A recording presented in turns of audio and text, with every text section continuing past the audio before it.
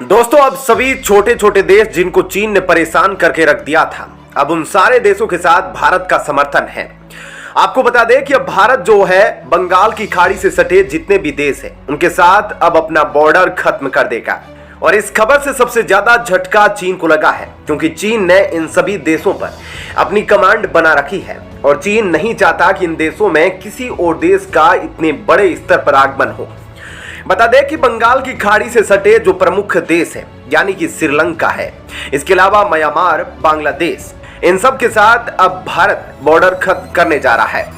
इसके अलावा नेपाल के साथ भी भारत अपना बॉर्डर खत्म कर रहा है। अब आप जरूर सोच रहे होंगे कि बॉर्डर खत्म करने का जो सबसे मेन कारण है वह क्या है, तो हम आपको बता दें कि यह सारे देश अपनी आर्थिक व्यवस्था से तकरीबन डूब चुके हैं। लेकिन इन देशों को डुबाने वालों में सबसे ऊपर नाम आता है चाइना का। लेकिन अब इस आर्थिक व्यवस्था को मजबूत करने के लिए भारत ने एक ऐसा कदम उठाया है जिससे हमारे पड़ोसी देशों की भलाई होगी और वे तरक्की करेंगे, और जो चीन उन पर अपनी मनमानी और अपना हक जमाता है और उनके देश में मनमानी करता है वह काफी हद तक बंद हो जाएगा। अब आपको डिटेल में बताते हैं कि बॉर्डर खत्म क्यों हो रहा है। दोस्तों, अब भारत से सटे इन सभी देशों की सीमाएं खत्म हो जाएगी और यह देश सीमा मुक्त बन जाएंगे। यह भी कल्पना ही है, लेकिन इसे श्रीलंका के राष्ट्रपति ने हवा दे दी है। श्रीलंका के राष्ट्रपति रानिल विक्रमसिंघे ने बंगाल के खाड़ी स्थित देशों के मंच बिम्स्टेक को पर्यटन के लिहाज से एक सीमा मुक्त क्षेत्र बनाने का सुझाव दिया है। बता दें कि बिम्स्टेक में भारत, श्रीलंका, बांग्लादेश, म्यांमार, थाईलैंड, भूटान और नेपाल शामिल है। रानिल विक्रमसिंघे भारतीय ट्रेवल एजेंट संघ के 67वें वार्षिक सम्मेलन के उद्घाटन समारोह में शामिल हुए थे और इस मौके पर उन्होंने कहा कि बंगाल की खाड़ी पर स्थित 7 देशों के तकनीकी और आर्थिक सहयोग मंच बिम्स्टेक को पर्यटन का एक सीमा मुक्त क्षेत्र बना दिया जाना चाहिए। 4 दिवसीय TAI सम्मेलन का विषय सीमाओं को पार करना और जीवन को बदलना है। ऐसे में उन्होंने कहा कि श्रीलंका को दिवालियापन का सामना करना पड़ा और अब जब हम इससे बाहर निकल रहे हैं तो ऋण पुनर्गठन की प्रक्रिया हो रही है। हमें अभी भी याद रखना होगा कि व्यापार संतुलन हमारे पक्ष में है। हमें आने वाले समय में व्यापार का नकारात्मक संतुलन सुनिश्चित करना होगा। पैसे जुटाने का एक तरीका जो ऋण पैदा करने वाला नहीं है वह पर्यटन है, इसलिए अब इसका भरपूर इस्तेमाल किया जाएगा।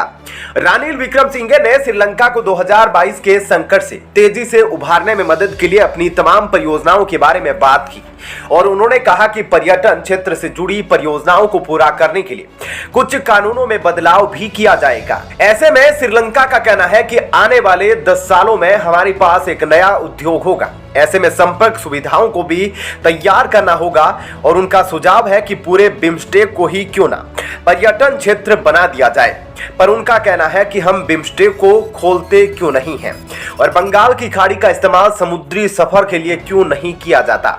उन्होंने आगे कहा कि बिम्स्टेक को खोलने से यह बाहर से आने वाले किसी भी सैलानी के लिए एक सीमा मुक्त व्यापार पर्यटक क्षेत्र बन जाएगा। बता दें कि श्रीलंका में जीडीपी में पर्यटन का योगदान लगभग 5% है, जिसमें ब्रिटेन, भारत और चीन सबसे बड़े मुख्य बाजार है। ऐसे में सीमा मुक्त पीआरबी उन देशों को लाभ होगा भारत के द्वारा, क्योंकि भारत में काफी ज्यादा जनसंख्या है और वे विजिट करेंगे उनके देशों में बिना किसी वीजा के या बिना किसी बाधा के, तो उन देशों को काफी बेनिफिट मिलेगा और वे स्ट्रॉन्ग होंगे और चाइना को खदेड़ेंगे धीरे धीरे अपने देश से। तो ऐसे में दोस्तों, इस खबर के बारे में आपकी क्या राय है हमें कमेंट करके जरूर बताइएगा। अब आपको बताते हैं ऐसा ही एक और बड़ी खबर। दोस्तों, जैसा कि आप सब जानते हैं कि प्रधानमंत्री मोदी जल्द ही फ्रांस का दौरा करने वाले हैं। इस दौरान भारतीय सेना भी फ्रांस में कदम रखने वाली है। लेकिन आप शायद ये बात नहीं जानते होंगे कि 107 साल पहले अगर भारतीय सेना फ्रांस में नहीं की होती तो फ्रांस शायद नक्शे पर नहीं होता, क्योंकि उस समय भारतीय सेना ने फ्रांस को जर्मनी से बचाया था। अब आपको इस वीडियो में थोड़ा और डिटेल में बताते हैं कि उस समय हुआ क्या था।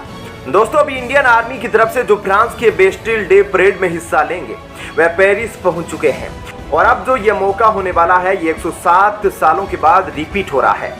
बेस्टिल डे परेड और प्रधानमंत्री मोदी की फ्रांस विजिट से पहले फ्रांस में एक तस्वीर काफी वायरल हो रही है, जो कि ब्लैक एंड व्हाइट है। आप स्क्रीन पर देख सकते हैं। यह तस्वीर 107 साल पहले की है और यह फ्रांस के अंदर एक परेड के दौरान खींची गई थी और यह दृश्य वर्ल्ड वॉर 1 के बाद का है। यह तस्वीर फ्रांस के सोशल मीडिया पर काफी वायरल हो रही है। इस तस्वीर में साफ तौर पर देखा जा सकता है कि भारत के सैनिकों के जो सिख रेजिमेंट से थे वह फ्रांस के अंदर एक परेड में हिस्सा ले रहे हैं।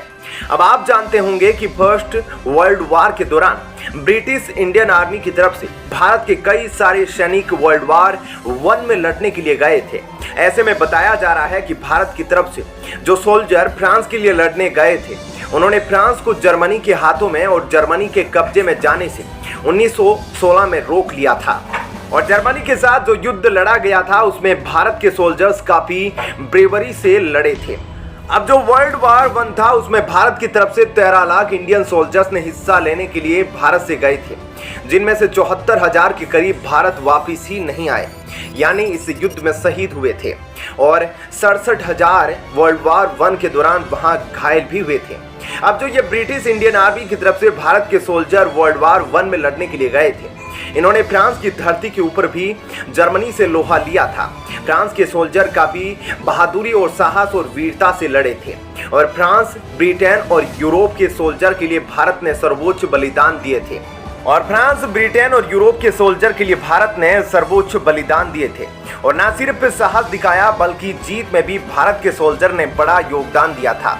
और न सिर्फ वर्ल्ड वॉर 1 बल्कि वर्ल्ड वॉर 2 में भी भारत की तरफ से 25 लाख सोल्जर ब्रिटिश आर्मी में कई हिस्सों में लड़ाई लड़ रहे थे। अभी जो तस्वीर आप स्क्रीन पर देख रहे हैं ये फ्रांस की है।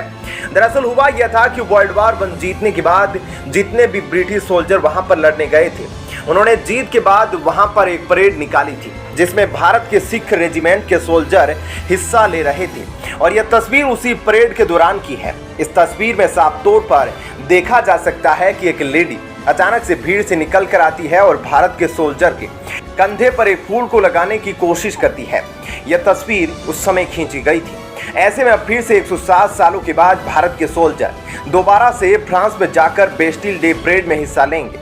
अब भारत ने सोचा है कि जो सेना का रेजिमेंट फ्रांस जा रहा है उसमें सिख रेजिमेंट को ही भेजा जाए, यानी कि जिस दिन फ्रांस में बेस्टिल डे परेड होगी उस दिन फिर से पंजाब रेजिमेंट के सोल्जर फ्रांस के अंदर वहां के लोगों के सामने परेड करेंगे और वहां मार्च निकालेंगे, भारत को रिप्रेजेंट करेंगे। ऐसे में इस तस्वीर को फ्रांस में काफी ज्यादा लाइक किया जा रहा है, काफी पसंद किया जा रहा है और फ्रांस में यह तस्वीर सोशल मीडिया पर काफी ज्यादा वायरल हो रही है। तो दोस्तों, इस खबर के बारे में आपकी क्या राय है, हमें कमेंट करके जरूर बताएं।